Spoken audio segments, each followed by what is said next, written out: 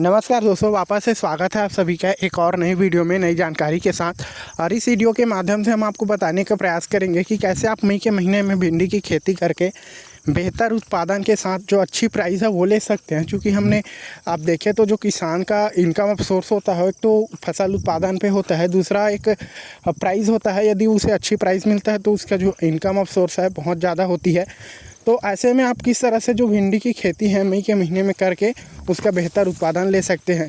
तो अभी दोस्तों जो मई का महीना वो लास्ट होने वाला है, और अभी मैं फ़िलहाल बात करूँ तो जो हमारा भिंडी है वो जर्मिनेशन होकर दो पत्ते हो चुके हैं।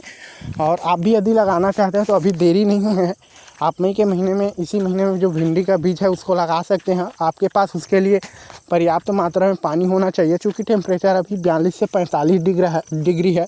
ऐसे में कई जगह है जहाँ पर जल स्रोत बहुत ही नीचे चला गया है, जिसके कारण खेतों में पर्याप्त मात्रा में सब्जियों को पानी नहीं मिल रहा है। तो आप देखिए कि आपके यहाँ जो पानी का लेवल है वो ठीक ठाक है, जिससे जो सब्जियों की सिंचाई है, आप बीज वगैरह लगाते हैं तो उसका पर्याप्त मात्रा में सिंचाई हो सके।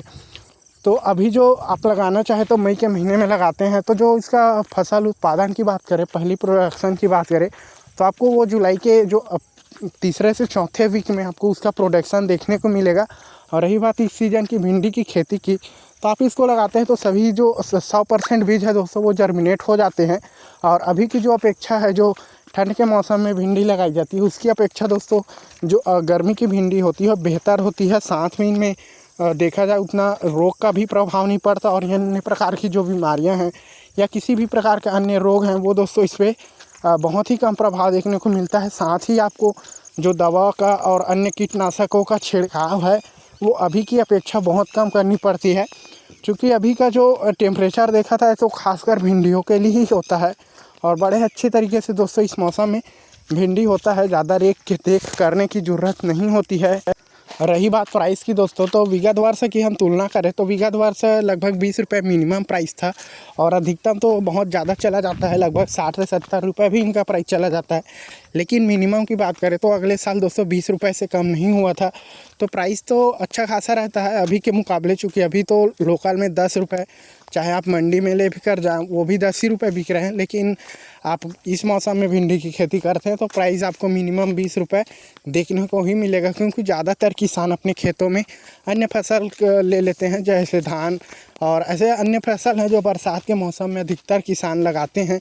मुख्य रूप से तो धान ही लगाते हैं। तो ऐसे में जो सब्जियों की उत्पादन क्षमता है बहुत कम हो जाती है, जिसके कारण जो प्राइस है वो अच्छा खासा बना रहता है।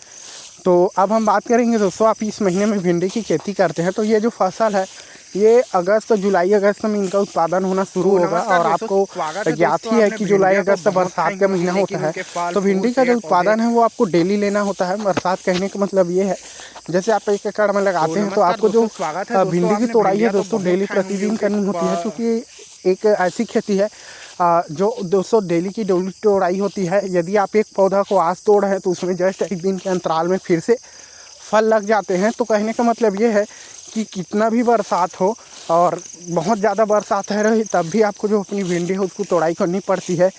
क्योंकि आप ऐसा नहीं करते तो भिंडी बहुत जल्द ख़राब हो जाती है, कड़ा हो जाता है, जो मार्केट ले जाने योग्य नहीं रहता है। क्योंकि बरसात के महीने में आपका फसल उत्पादन होगा तो आपको भिंडी को तोड़ाई करना ही है, किसी भी हाल में जो भिंडी है उसको तोड़ना ही है।